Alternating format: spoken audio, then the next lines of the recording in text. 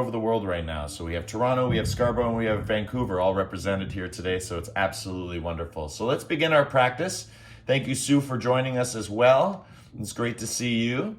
And again, you can keep your cameras on, cameras off, whatever you prefer. Remember, always to modify, always to accommodate. I'll try and do my very best on making sure that's all happening all the time. And if you have a bolster, great. And if you don't, great, no problem, right? You can use a blanket, a support of any kind. And we're gonna begin our class today in just a nice simple pose just to get us started. So let's take our Cobbler Pose today. Let's start nice and simple. We've been working on Cobbler, increasing its duration. We're gonna do 10 minutes today, which may seem long for you, but remember, it's not about the duration that's the issue. It's going to yang into the yin. So you can all hold 10 minutes, no problem. This is level 2 yin training, right? Where we start to increase that duration from 3 minutes to 5 minutes. That's like level 1. Level 2, we start to go to 7 to 10, right? And then of course, level 3, you can do the ratio and just imagine what that would be. So when you take this, be very mindful how narrow you take your stance. So again, you don't have to have your heels all the way at your tailbone unless you want to. So again, find a nice diamond shape, get yourself nice and comfortable. Draw your arms underneath your legs and spend the full first minute just getting comfortable. So again, lots of movement, right? Why? Because you're already in the yin pose. So you can do as much yang as you want. And I want you to imagine that you're yanging your way into yin. And that's a really important consciousness because it's all about getting comfortable. Because there's no use getting to the state of meditation, the experience of yoga, unless we can practice yoga, practice meditation, which is about focused attention, and then moving toward an open monitoring of mindfulness and awareness, where we're just open and we're just noticing the sensations as they arise. Until we experience the samadhi, the absorption, that's where we sort of move from concentration into meditation, noticing, mindfulness, awareness, and then into absorption, into samadhi, where time just disappears, right? It's like deep sleep. You close your eyes, you wake up, 6 hours pass. That is possible. Right? But it's phases and stages, and we move through the levels. So the first level is getting comfortable. So are you comfortable? So hips relax, right? Chest, heart, and then all the way through to the head. So I'm not aiming for my forehead to go to my feet. I'm aiming for my crown of my head to move through my feet, and even underneath my ankle, or depending where I have my feet, right? Wherever is comfortable for the crown of the head to land. And then once there, I can bring a little tiny movement by bending the elbows, by pulling through the forearms, and getting that nice light stretch through the lower back. Again, I'm going to take the pose a little bit more upright because I'm teaching. But if I was in this posture, I'd be nice and deep in it, right? And then I might even move up into it and start moving my hips and heels together. But again, I would do it moment by moment, breath by breath. And so to find the breath brings us to our second sort of principle or tenet or guiding light. And that is the breath, right? The breath, deep inhale, deep exhale. So it can be through the nose. It can be through the nose and exhale the mouth. It can be just through the mouth, right? Yin is not governed on the breath. But we know by doing deep, powerful breathing,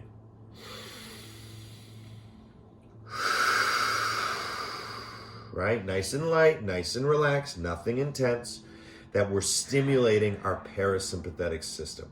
We're stimulating our rest and digest.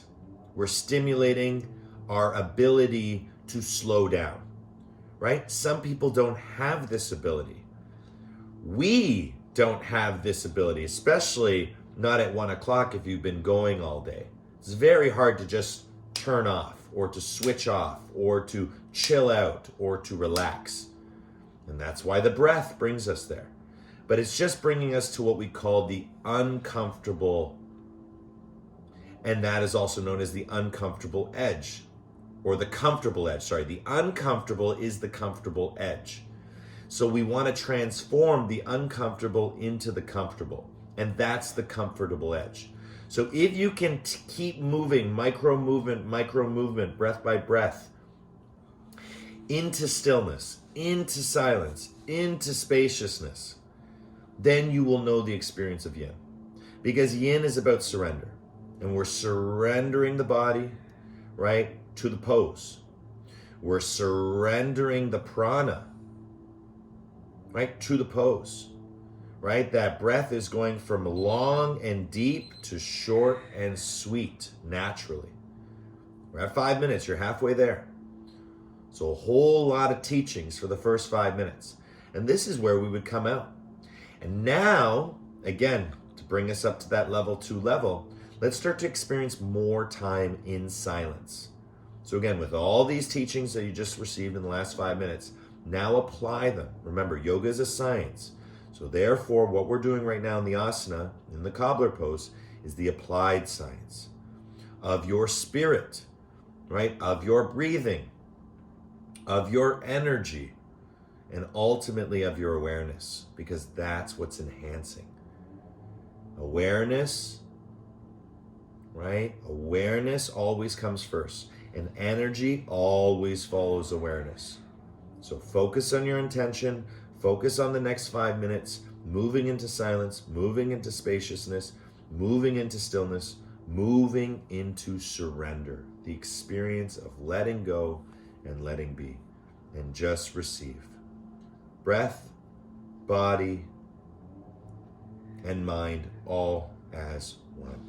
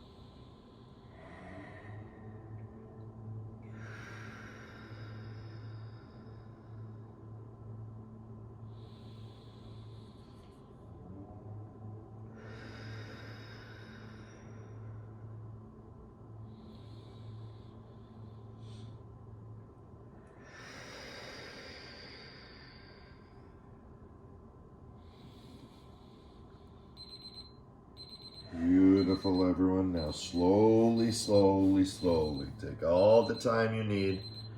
And we're going to set a full minute to just do whatever it is we want to do to counter stretch. Ooh, right? Feel it through your body. Let it go. Let it flow.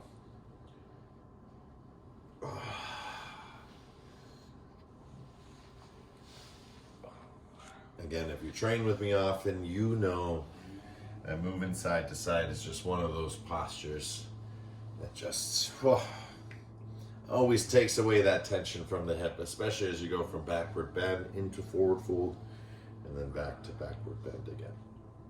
Oh, so good. Again, breathing here, feeling here, receiving here, and just going through this beautiful practice. All right, fantastic.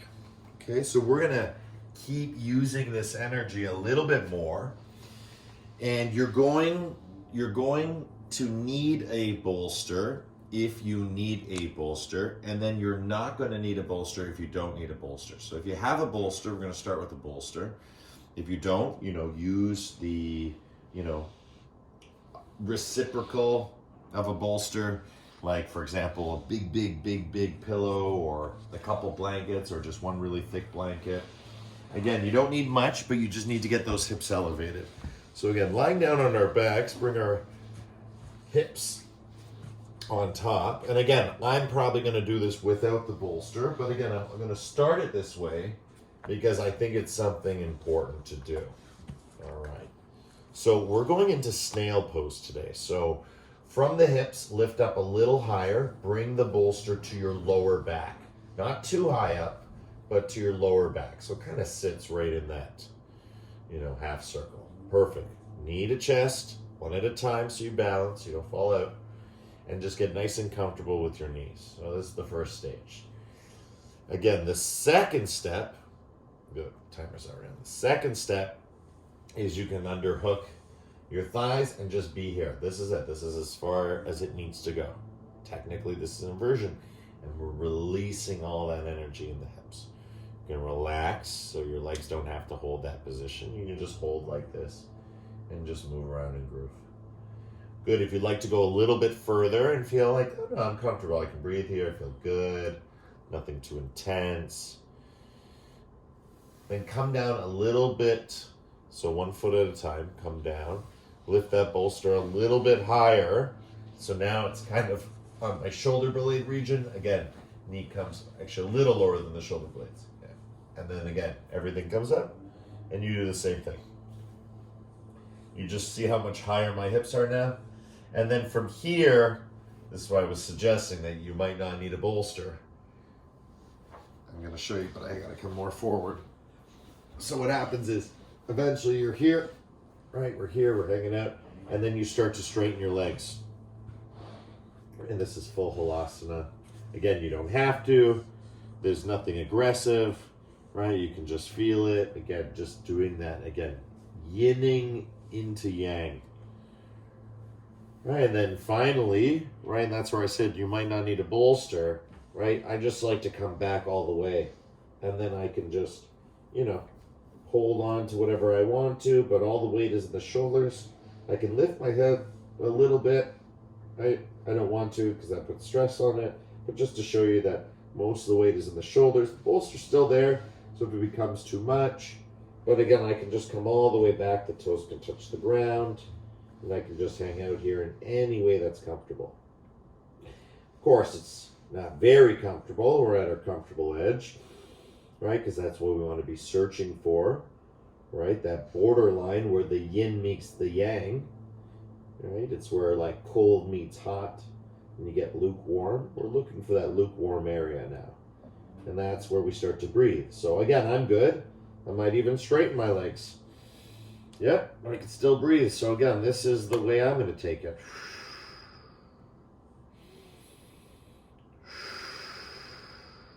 And you take it any way you want. 10 minutes is a long time to be in an inversion.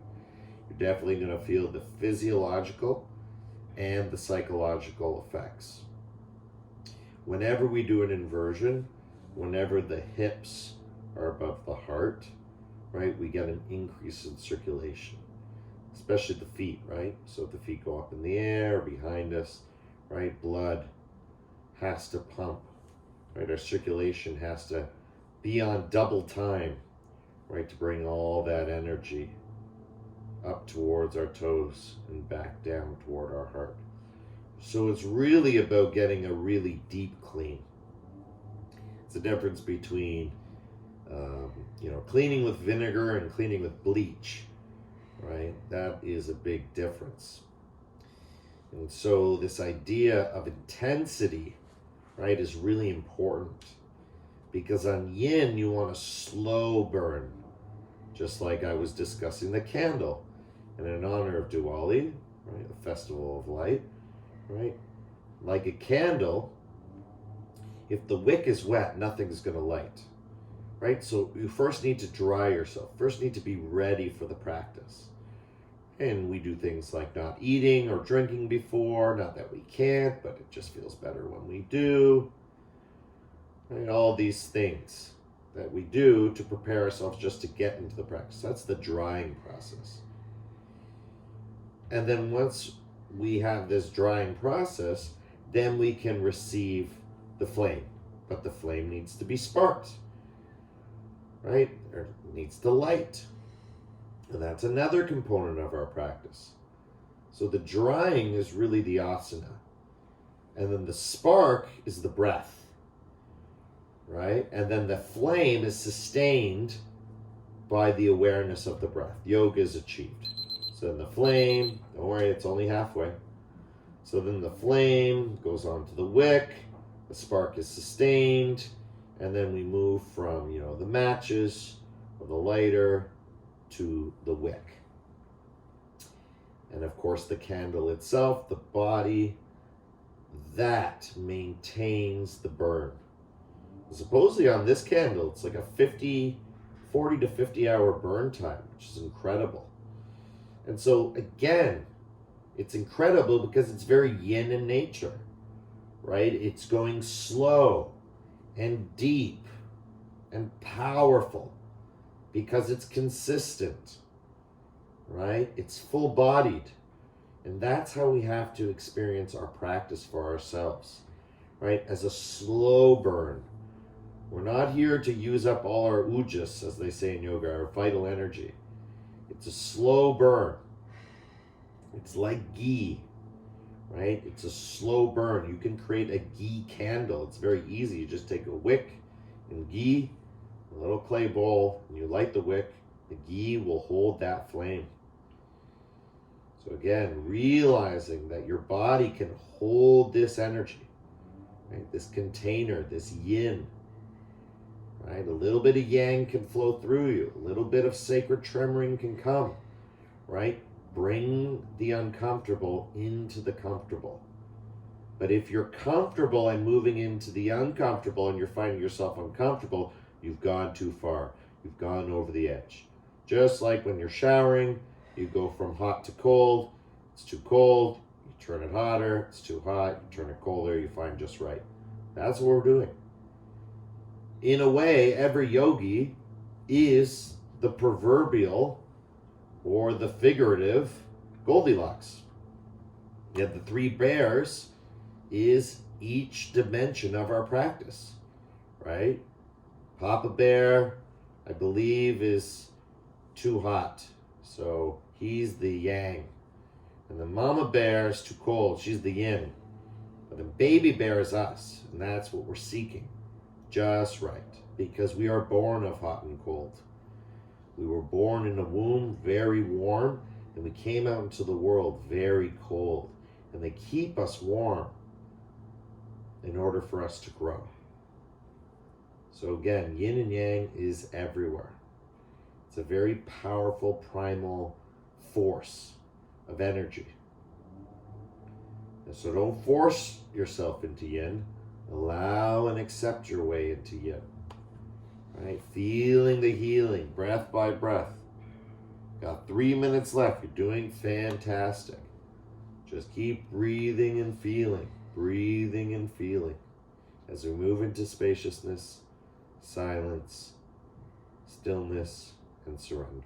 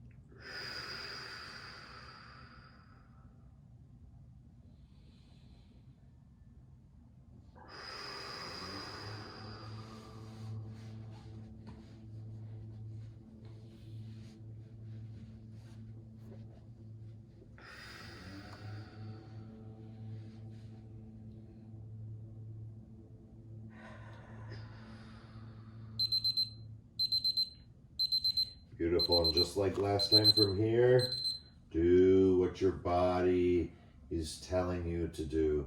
Listen to your body, right? This is called communication.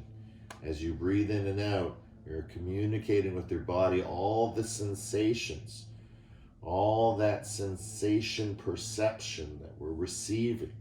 External world to internal world to external world, right?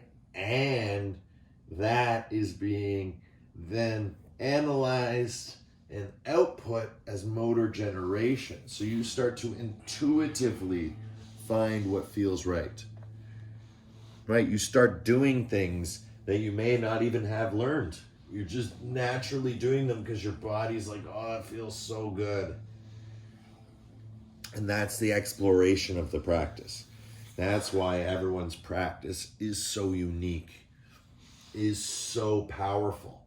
And that's why it's such an honor to share the practice with each and every one of you, because it is truly giving a gift. It's giving the gift of my practice to your practice. It's me giving my flame, right? You don't need a spark. I'm going to give the flame. As long as your wick is dry, you'll be able to receive it. So again, as long as you show up to class, 90% of the work is done. Teachings, the breathing, the consciousness. And again, what class is really just 10%. It just gets you into that uniqueness of being yourself. It's like snowflakes, right? We all start as snow, but then we become snowflakes, which are unique. Each one is unique. But how did it go from snow to snowflake? It's because water-based beings are unique. Every grain of water, every droplet of water is accounted for. Water is 100% recyclable. It's an amazing, amazing element of nature, as is fire, as we just talked about today. So again, we're just getting into it in all these beautiful ways, elementally. And again, that's the physiology and the psychology. Beautiful. Coming up, gave you guys a little bit of a longer time because, again, especially with inversions, we did 2 minutes, especially with inversions, be quite powerful. So that was your first 10-minute inversion. Welcome to the wonderful world of feeling light, light, light, light, light. Super light in your head, right? From fresh, rich oxygen, right? So the brain is really happy right now. That's a good thing. We want our brains to be nice and happy. So again, follow me as we open up our legs into dragonfly. Get into a good position. Get nice and comfortable. Good, and as we do this, we're gonna split this 10 minutes up at 5 minutes aside. So again, we're just gonna spend, actually I won't even start the clock. Let's just spend the first little bit, first minute or two, just moving side to side, just getting into it. Right, so it's actually 12 minutes. So if we start from now, right, we do 5 minutes aside, it's gonna move to 12 minutes, which is great. Again, there's 2 modified versions of this, so I just wanna show them now while we're moving and grooving, because when we get in the posture, you're gonna decide, and you can try them for yourself. So when you go for the side bend, right, we can side bend with legs open, or, right, you can bring your foot with you and take a cobbler pose and side bend with a half cobbler. It's totally up to you. Some people prefer this because they can get a little bit more into it, and then it resembles the meditation pose. For others, it feels better like this because now you can stretch the whole down the sideline of the leg, and maybe there's a little bit more space. Can't tell you which one's better. It's just preference. So again, they're different. I'm offering you them both. Which one's better? It's totally up to you, what you feel like when you're ready to go. So we're gonna drop left side in order to stretch right side. So again, whether you're holding onto the knee like this, or you're holding onto the knee like this, we're just coming to the side body. So getting into a comfortable way. I'm reaching for my foot. Don't have to touch my foot, right? Just wanna get my legs nice and super open, and then reach, and then start to fall sideways. So my ear is moving toward my knee. And that's as simple as it is. Ear toward knee, that's it. Good, from here, let's start the clock. Get into our 10-minute hold, 5 minutes aside. And as we do this, remembering, slowly, slowly, slowly, slowly. Again, I can bend that elbow, and that can bring me down. You wanna feel it in your right side. If you're not feeling on your right side, you've collapsed too much. So come up a bit and start to kind of more onto your right side, all through this area. Of course I feel it here, right? It's pinching in here. But if I push this way and I lean this way, you see how I create a semicircle? I'm actually trying to create a full circle, but we're not even gonna talk about the hand yet. So just stay here, right? Just stay relaxed. Right? And just keep feeling that side bend and how maybe you can relax your feet. Right? We haven't even talked about breathing yet, right? We're just getting comfortable with the idea of holding this posture. But now that we are, or if you keep going the whole time, the whole 5 minutes, right? Not a problem. But if you can, you're comfortable with the idea, now let's start to find the uncomfortable. So you can start with the hand. Don't move your position, just start with the hand. And literally just take your hand to the back of your head. Now, if already you feel super tight like me, whew, that's good enough, right? That's awesome. Just trying to see what I'm doing with my arms, I'm relaxing my shoulders. I don't want to tense up. And I want to start to lift through my elbow. Again, very hard. So again, that's good for me. I don't need to go further today. That's awesome. For others, right, if you want to go even further, because now you're really pushing this way. You're pushing so much this way that you're able to get the bicep to the ear and bend, okay? Bend all the way to the foot. Now, as I said to you, this felt a lot better for me, less effort. I know I'm here for a long time. I don't want to apply that effort. I was in Yang class. I could probably do it and move my way through to touching my foot. But that's not something I want to do. I want to fall into it naturally here.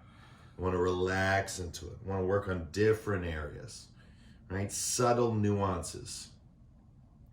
Right? When you get to the higher levels of yoga, we keep repeating the same postures over and over. It just becomes more subtle and subtle. That's why there's no gimmick here, right? These postures exist throughout my lifetime. It's not like I did these when I was 20 and then I did those when I was 40. No, you're always going to do a side bend. Whether you're 20, whether you're 40, whether you're 60, whether you're 80. When you start the practice, right? The practice literally takes on a life of its own. And it's your own. It's your life. So side bending is a part of your life. And so we got to work on side bending. This is just one way, right? Sitting on the ground, opening up the legs. We can do bananasana. We can do a standing side bend. Lots of different side bends. But just feeling it. And that's the joy of enduring, right? You're trying to get the spine long now, trying to relax the tension. See, at this stage, you've been holding so long that you can actually release a layer of tension. And maybe that's holding your head and you drop the arm back down. You're like, oh, that was way too hard. right? And you're like, oh, that feels so much better. Right? Now you can really start to figure it out, right? I'm pushing this way. I'm falling this way. I'm pushing this way to fall this way. Makes sense. Right? You take the hand away, you're like, actually, I kind of liked it with the hand. Good, bring it back. Oh, I feel like I want to stretch it out. Go ahead, right? Do you, but remember the rules. Got to be comfortable. If you're not comfortable, you're exploring the uncomfortable by being comfortable. So you're making the uncomfortable comfortable. Right now, I'm uncomfortably comfortable. The reason is I can breathe, I can teach. But the moment I go for the stretch, okay, now I'm having a hard time teaching. Now I'm having a hard time breathing, right? So again, you can see it physically manifesting in me. See it physically manifesting in you. Where are you getting irritated? Where are you getting agitated? Where are you getting that energy, right? And then back off a bit, right? Put the arm down for a bit, right? Do something different. Change it up. That was a little intense for me too, for teaching. Right? And it's a long time. We're in our final minute, so really feeling it. Just dropping down. Remember, I'm pushing this way towards the right to fall left.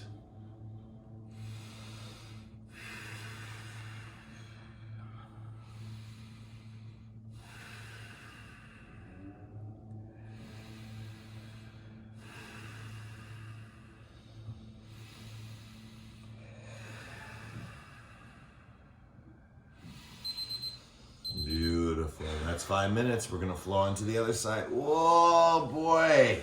All right, super tight. But guess what? The counter pose to that is just going over to the other side. Perfect. And then same thing as before. If you took your foot, take your foot with you again. If you didn't, leave it where it is. Right? We didn't start doing this till much later, so don't even start with it. Just work on that side body. You notice the P in my practice, how close it is to my knee? I want you to watch. See? I'm pulling away. I'm curling my toe, pulling away. I'm actually pushing this way now, through my rib cage. Pushing. See? See how it's starting to look prettier? It's because my spine is elongating. I'm exploring. I tuck my chin, and I start to feel it as a half circle, like a wave rising, and then falling, crescent, falling, right? Feel, crest. It's an energy. It's like the breath. And you do it breath by breath.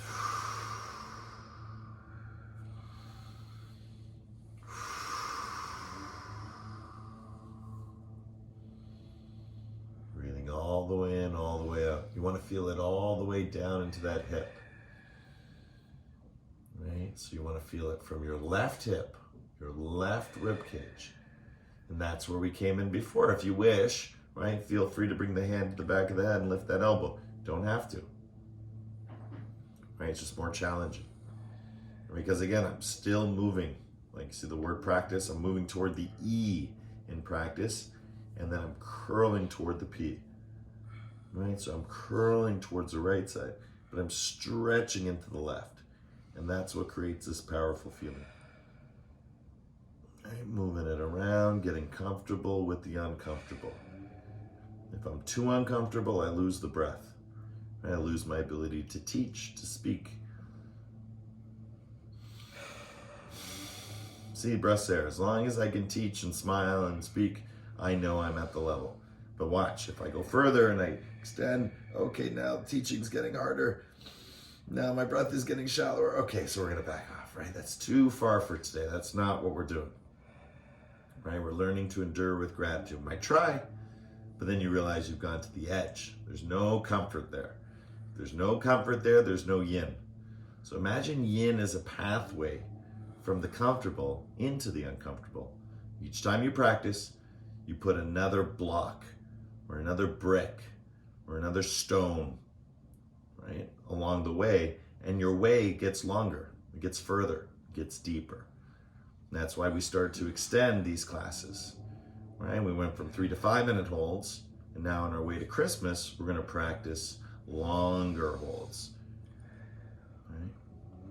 10-minute holds, 7-minute holds, right? 5 on each side holds, plus warm up. So again, much, much longer duration. So less posturing, but a whole lot more power. Learning to endure. Learning how to go from comfort to comfortable edge to relaxation. All right, so I want to get to relaxation so I can keep moving into it. Ooh, feels good.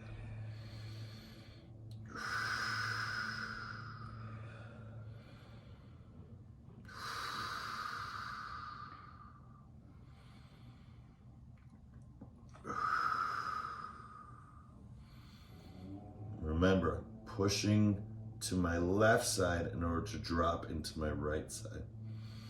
Final minute, you got this. Breathing and feeling.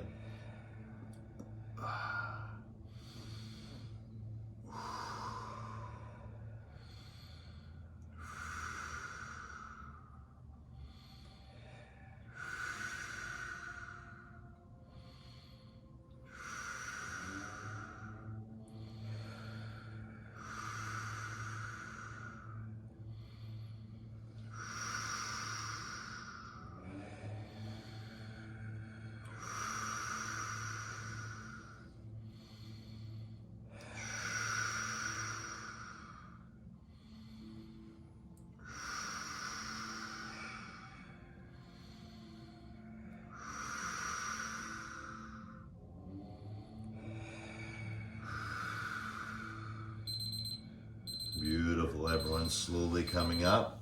Again, I would recommend just going side to side a bit just to loosen it up. And again, feel your yin. This is what you came for. That stiff plastic feeling, that's you working so deep into the connective tissue. This is what we call permanent lasting change.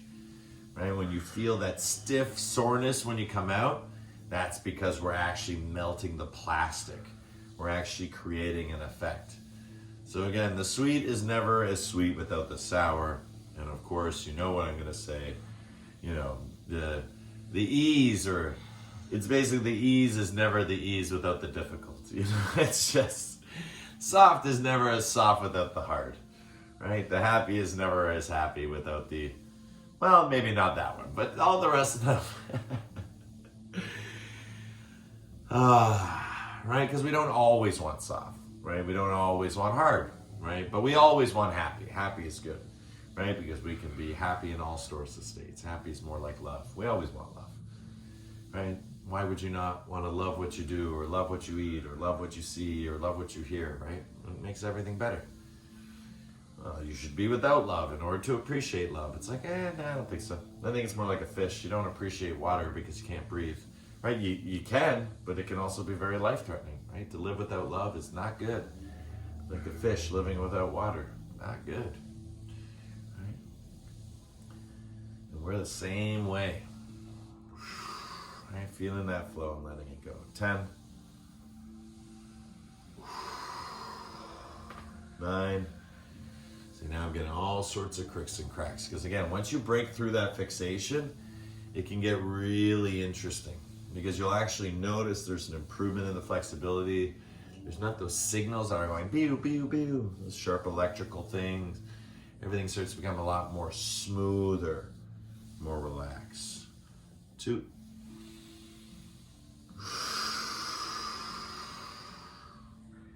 And 1. Perfect.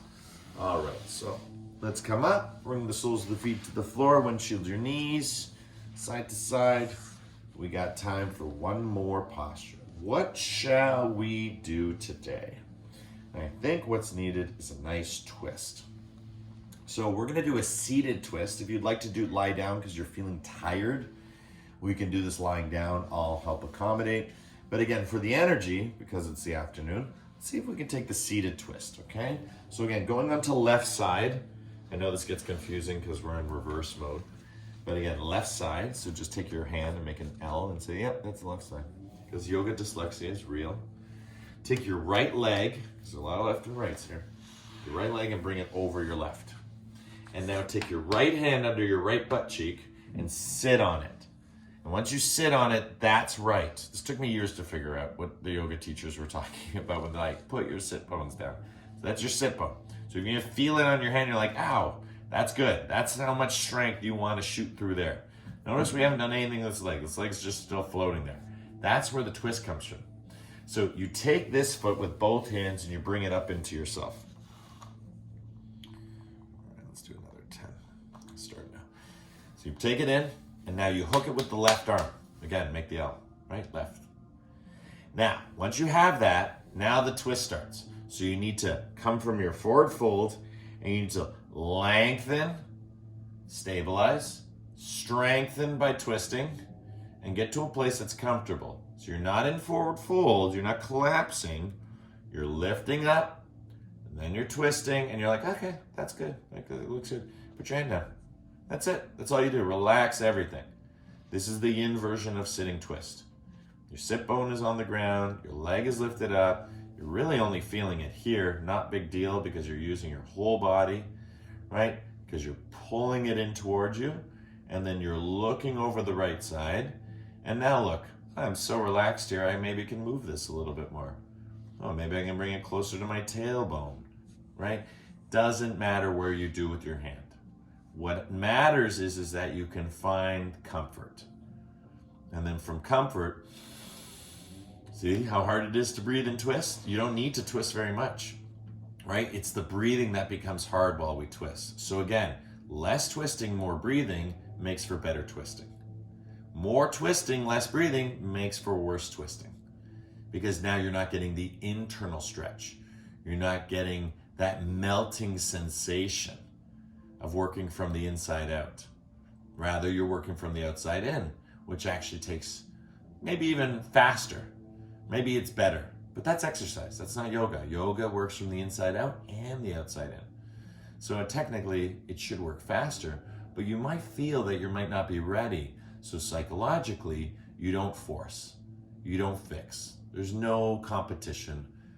There's no, photo on a magazine. It's for fun. Everything is for fun. It's all playful.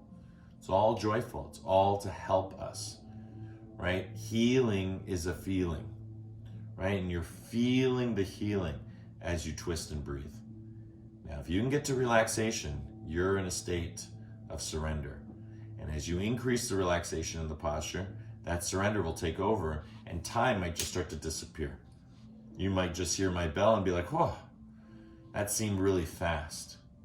It can also seem really slow. Depends on our attentional states. Depends what posture we're doing. Depends how much we've practiced. Remember, level 1 yin, it's the same posture. The only difference is we're doing it for less time. Doing it for longer doesn't mean it's harder, right? Because you can do it much more relaxed. But it is harder. And it's harder because you will find that comfortable edge. And now you're holding it for twice as long, this pretzel-like shape for twice as long. Right? And whenever we do anything twice as long, right? Or twice the amount or twice the everything, right? We load it, we weight it, right? We allow it to be that way so that we can get stronger, so that we can become more flexible. And it's not just physical flexibility. You are stretching the body as much as you are stretching the mind. That is absolutely 100% true right now. There is no stretch in the body that does not contain the mind. The mind and the body are one. And I always bring up the story of the woman that I taught yoga to who hired me as a paraplegic. She wasn't she wasn't experiencing plegia and then, turned to yoga. She had done yoga before it, and she did it throughout. When we would sit there, although her body did not move, her mind moved. And that was all her body needed. She loved doing yoga. Is that woman doing yoga because she can't do this with her body? Of course it's yoga. She did it with her mind. It's the same. The body is the mind. So she was healing her body by doing yoga in her mind. And she believed by doing enough yoga in her mind that one day the yoga would allow her to walk. Beautiful. Great. Is it physically possible that she'll ever walk? Probably not. But mentally, because she's walking in her mind, does her body not get the sensation of walking? Right? Does her spirit not taste that intention? Do her toes not feel that signal? Of course. Are they responding? Are they reacting? No. But it doesn't mean that you're not. Because yoga is about being. It's not about doing. Beautiful. And you just did 5 minutes in twist. Wonderful. Uncross. Let it go. And all we do very smoothly is take right leg underneath left leg. Place it on top. Again, you're just getting nice and comfortable. And you're taking that left hand, place it under your butt cheek. And you're sitting down to the point where you feel the weight.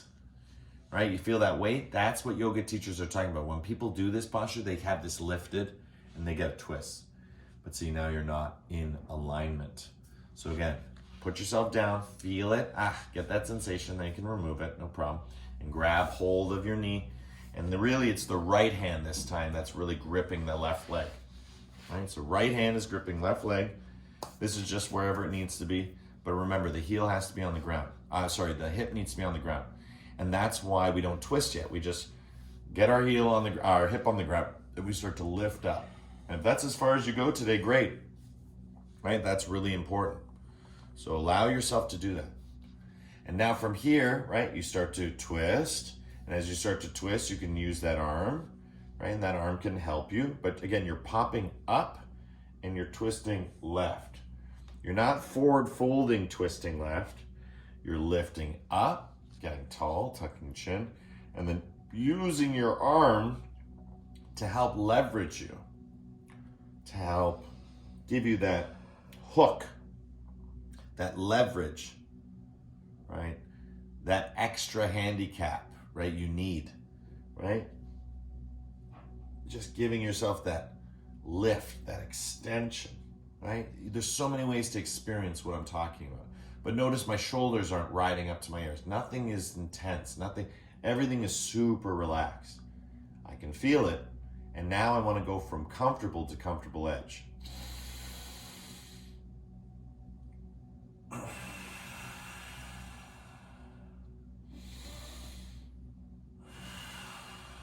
See how much shorter the breath is becoming? Because I'm going deeper into it. Breath becomes shorter. I want to ride that space where the breath becomes too short and not sweet. I want it to shorten. I want it to become short and sweet from long and peaceful. But then I want to extend it from short and sweet back to long and peaceful. And seeing even just being here for a little bit of time, I can feel it. I can get a deeper breath now in my lower ribs. Now I can get it all the way down through. Again, I just know my body and I know how my body works. If I just keep twisting, it will constantly stay short. But if I go slowly into it, I go breath by breath, and I really use that, movement by moment philosophy, then all these little micro movements culminate and they become something. And what they become is the full power of the posture. And that's what you're experiencing. And that's when you can relax. So now I'm in the full power of the posture and I can relax into it. What am I relaxing into? Spaciousness, silence, stillness, surrender. Everything you could ever want or be, you already have and are. And my God, that candle smells good. And it's burning bright. Now I can see it again. Nice and subtle, clean, fresh.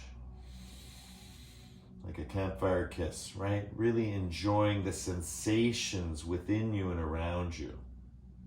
It's another thing that gets really misconstrued. There's nothing wrong with being aware of the sensations of your perception, right? What it looks like in the room, what it smells like, what it sounds like, what it tastes like.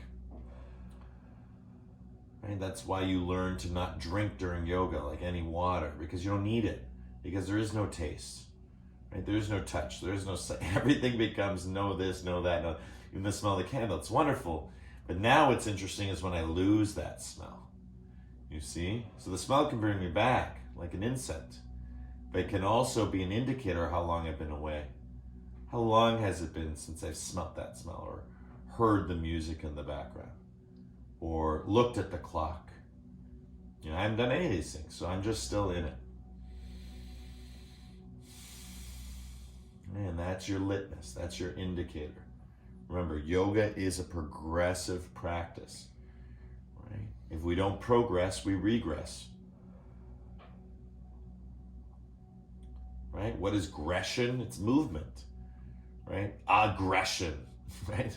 Progression, regression. What is this aggression, right? It's like gushing full of life, right? Gushing full of energy, right? It's a very powerful, I think it's the suffix.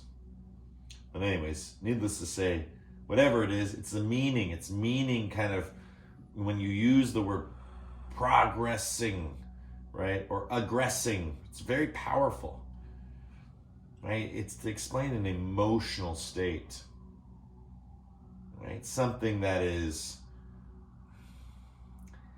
it's tangible, but it's intangible. It's something that is, something that we seek is seeking ourselves, basically. Good, you did 5 minutes. All that talk hopefully caught you out of it. And again, take a full minute to relax, to release, to let go, to let be, right? Let it shine. Again, I'm just doing this. You can lie down, right? You can do anything you want. You are free. But whatever you choose to do, take that full minute before you make it to Shavasana. So again, full movement. Oof, might even get into squat a little bit. I feel if we were doing a 2-hour practice, this would be our next position. So if you do want to continue on after class, right? Again, we always encourage meditation because at the end of each class, right, is the practice. But the experience goes beyond the practice. And the experience is being able to be, not do, be stillness, silence, surrender, and spaciousness, right? You are that. There's more mystery in us than matter. So again, just allowing you to relax for 5, relax a little bit more, 4, 3, 2, and 1. Beautiful. Wherever we are, however we're counterposing, let's come into a beautiful Shavasana.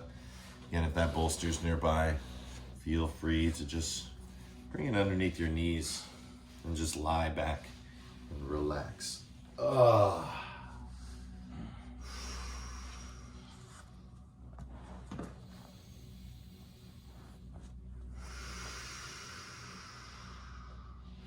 And again, the yin can bring us in a really deep way. So I'm just going to set the timer. We're going to do a 5-minute Shavasana. Just relax into it, get a blanket. Your nervous system might really calm down now, so you might start to get cold. That's not unusual, that's normal, it's natural. We start to slow down. We start to find balance. So again, a couple deep breaths in, squeeze your glutes, release your glutes, get super comfortable on the ground. It's like a magnet attaching to steel. Your body is that magnet, the earth is steel, and you're just attaching yourself. Attaching yourself to that magnetism comes from the earth, and that comes from ourselves, and it flows through us. So again, don't just be pressed into the ground, right? Be magnetized in the perfect position, whatever that means for you. And now let's do 1 Brahmari to enter the state altogether. Deep breath in.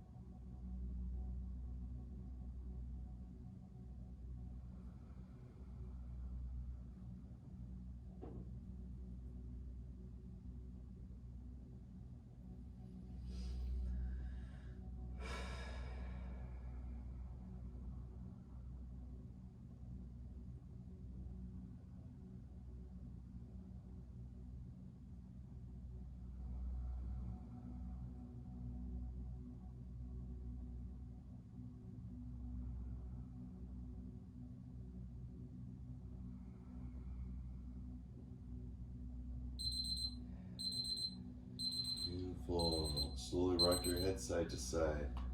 Twinkle your fingers like stars. Awakening from your awakenedness. Soles of the feet to the floor. Move that tailbone around. And when you're ready, roll on to left to right side with helping hands. Feel free to come up. Take all the time you need to get there. If that bolster's underneath you, you can feel free to sit right up on it. It's fantastic. Again, soles of the feet underneath the knees, or if you prefer, you can bring them toward your tailbone. Remember, this class transitions into meditation. So, if you're sitting here, breathing here, being here, you're going to take it to level 3, right? Because the whole idea of level 3 would be doing any of the postures at a longer duration, right? Or level 4. Right? These are arbitrary numbers. But basically, if you can sit for an hour, that's the ultimate yin, right? And you can experience it right now because your body's primed and ready. It's been stretched nose to toes. So now you don't need to breathe, you don't need to do anything, you just sit and receive. And that's what meditation is all about. It's not about what's happening in the meditation. It has nothing to do with what you think about, what you put out, what you input. It has nothing to do with that. Anyone who talks about that kind of stuff doesn't know what meditation is. Meditation is just about being. That's it. And you return back to your breathing when you exit out of that state. We know it exists because we can do it in sleep. So imagine taking sleep, deep sleep, and taking awakening, and then your waking life and moving them together. That's why we call it awakening. Somewhere in between deep sleep and waking, not literally, I'm saying in the experience. In the experience, you just sit and be. And when you're no longer being, you return back to your breathing, which is basically the most fundamental form of being, is breathing. Right? That's the first stage. I guess having a nervous system, then it would be to nervous system to what? Eventually it would be to breathe, right? Some sort of energy. And that energy then creates an awareness, and that intelligence continues to grow. In yogic anatomy, we call this the koshas. So as we sit here, always encourage yourself to grow through the koshas, right? To grow through the intelligences from the body, through the energy, through the mind, through the imagination, and all the way into bliss. Because when you're being, it is absolutely blissful. No different from a flower, a tree, a white cloud floating in front of a blue sky, a wave rising or falling. Right? So many ways to describe this metaphor. Thich Nhat Hanh once said, 1,000 flowers blossom in the meadow, 1,000 Buddhas awaken to greet the day. Something like this, beautiful, associating with the blossoming of a flower, with the sun, this natural rhythm with the Buddha, and that consciousness of being. So let's bring our hands together, create some energy in our palms. Helps us wake up our brains if we're exiting out of the practice and back into the world. But if we're going to exit the practice and into the experience, there's no need to do this, right? You can just continue to sit. There's no need to hyper-stimulate yourself. Let's go a little bit faster. 5, 4, 3, 2, 1. And hold that space. Feel, feel, feel.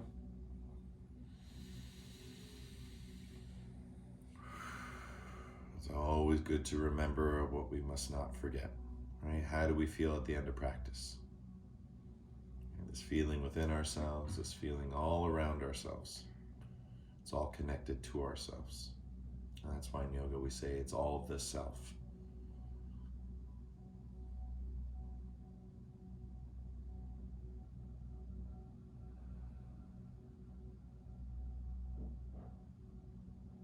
Let's chant the mantra Om as we slowly close the palms together to close the practice. Deep breath in.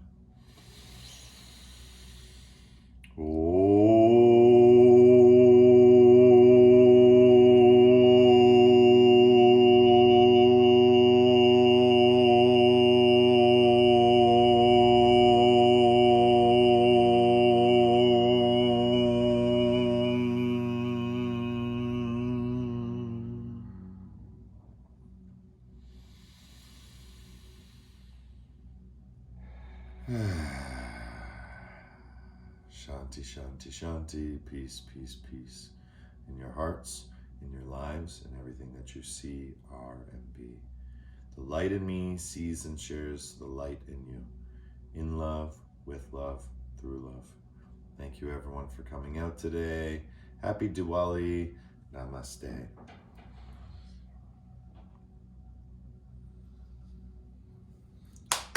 Yay everyone, you did so good.